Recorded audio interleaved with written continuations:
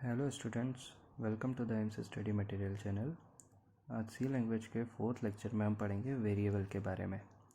Variable क्या होता है? A variable is a name given to a storage area. एक स्टोरेज एरिया है जहाँ पे स्टोर हो रहा है आपकी कोई सी भी वैल्यू, उसको दिए गए नाम को क्या बोलते हैं हम? वेरिएबल। या दूसरे शब्दों में वेरिएबल को हम बोल सकते हैं एक नेम्ड मेमोरी एड्रेस या नेम्ड मेमोरी लोकेशन। एक मेमोरी लोकेशन है, उसको हमने क्या दे दिया? कोई सा नाम, उसको क्या बोलेंगे हम? Variable. A variable is a data name that may be used to store data value. A variable एक नाम है, एक डेटा का, एक इन्फॉर्मेशन का नाम है जो कि क्यों यूज़ कर रहे हैं?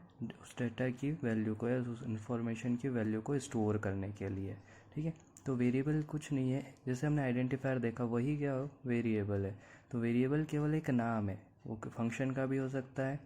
ठीक है, फंक्शन का भी हो सकता है या मेमोरी लोकेशन का भी हो सकता है।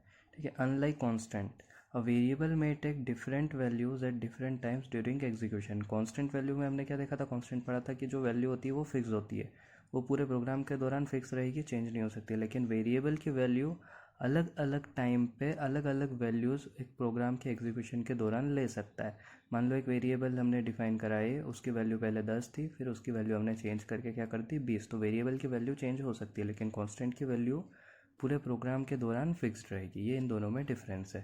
ठीक है, तो वेरिएबल एक आइडेंटिफायर जैसा ही है। सिंटेक्स क्या होगा इसका? Data type identifier. ठीक है, तो ये जो आइडेंटिफायर होगा विद डेटा टाइप, उसको हम क्या बोल देंगे?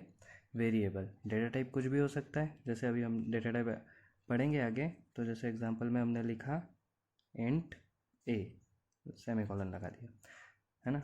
मतलब क्या हो गया? ए एक आइडेंटिफायर है, उसका डेटा टाइप क्या है? इंटीजर। तो ए को हम क्या बोलेंगे? ये एक वेरिएबल है। ठीक है, अब हमने यहाँ पे देखा है कि क्या एक स्टोरेज एरिया का नाम है या फिर एक मेमोरी लोकेशन का नाम है। तो इसको हम ऐसे समझ सकते हैं, मान लो बहुत सारी मेमोरीज है। ठीक है, अब हमने इंटीजर ए लिखा है ना, मान लो ये 1001, ये 1002 और ये 1000, ये मेमोरी एड्रेस है। 1000, 1001 और 1002। अब ये ए जहाँ भी खाली होगा या जहाँ भी स्टोर होगा, मान लो ए हुआ 1002 वाली, ये मेमोरी लोकेशन है 1002, और अब इसको हमने नाम दे दिया ए। अभी वैल्यू नहीं दी, इस मेमोरी एड्रेस को नाम दे दिया ए। तो ये जो मेमोरी एड्रेस है ये किससे आइडेंटिफाई होगा? अब ए से। जैसे हमने लिखा इंटीजर ए, है ना? तो सिंपल तरीके से समझो, केवल एक ये मेमोरी लोकेशन है जिसका एड्रेस है मान लो 2049। ठीक है, अब उसका नाम क्या हो गया? ए। ठीक है, अब इस ए में मान लो हमने कोई सी वैल्यू डाली 10, तो ये 10 किस में गया? ए में। लेकिन ए वेरिएबल क्या बता रहा है? किसी मेमोरी लोकेशन का नाम। तो मेमोरी लोकेशन कौन सी हुई? 2049, उसका नाम क्या है? ए। तो हम डायरेक्ट मेमोरी लोकेशन में नहीं कर सकते हैं, तो हमने मेमोरी को एक नाम दे दिया है। तो ये 10 कहाँ पे स्टोर होगा? ए। और ए कहाँ पे है? ए मेमोरी लोकेशन कौन सी है? 2049। तो इस पर जाके क्या स्टोर हो जाएगा? 10, है ना? उस पर मान लो हम प्रिंट कर रहे, प्रिंट करा हमने ए, अभी सिंपल फॉर्मेट में लिखा है, प्रिंट कर रहे ए। तो ए क्या है? ए एक मेमोरी लोकेशन का नाम है। तो ए से पहले पता चलेगा 2049, और उस 2049 पे जो डेटा है वो प्रिंट होगा। मतलब क्या प्रिंट होगा इससे? 10।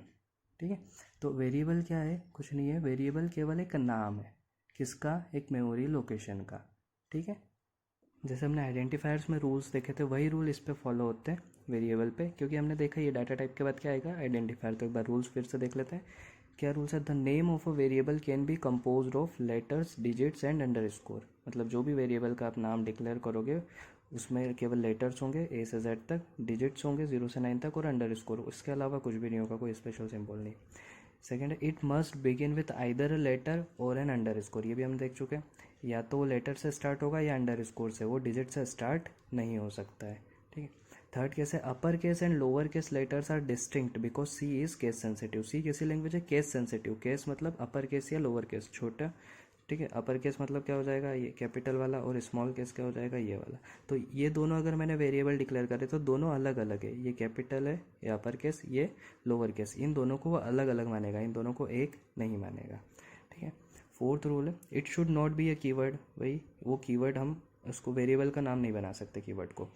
नेक्स्ट रूल है, white space is not allowed. मतलब स्पेस नहीं हो सकती। ठीक है, अगर मैंने एक नाम लिखा एस और आई, ये वेरिएबल का नाम, तो बीच में स्पेस हो सकती है क्या? नहीं।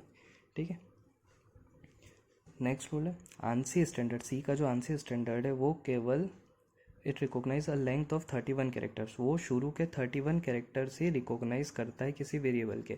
मतलब किसी वेरिएबल का आप नाम लिख रहे हो, जैसे ए से लेके लिखा, ठीक है, 30 कैरेक्टर हो गए, 31 कैरेक्टर में मैंने लास्ट में लिखा आई, और सेकंड वेरिएबल का नाम भी यही है, ठीक है, और लास्ट मैंने बदल दिया वाई, तो इसको रिकॉग्नाइज कर लेगा कि ये अलग वेरिएबल है और ये अलग वेरिएबल है। लेकिन ये भी आई है, ये भी आई है, और इसके बाद कुछ लिखा है सेम ए बी सी, और उसके बाद लिखा डी, और इसके यहाँ लिखा ई।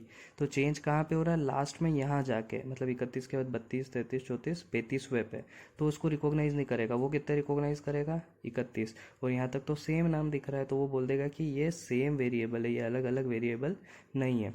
ये हर कंपाइलर पे डिपेंड करता है, हम जो लैब में यूज़ करते हैं उसमें 32 कैरेक्टर तक वो ले लेगा। जैसे ही आप 33वां कैरेक्टर चेंज करोगे या सेम रहेगा तो उसमें एरर दे देगा कि मल्टीपल डिक्लेरेशन, दोनों वेरिएबल एक है।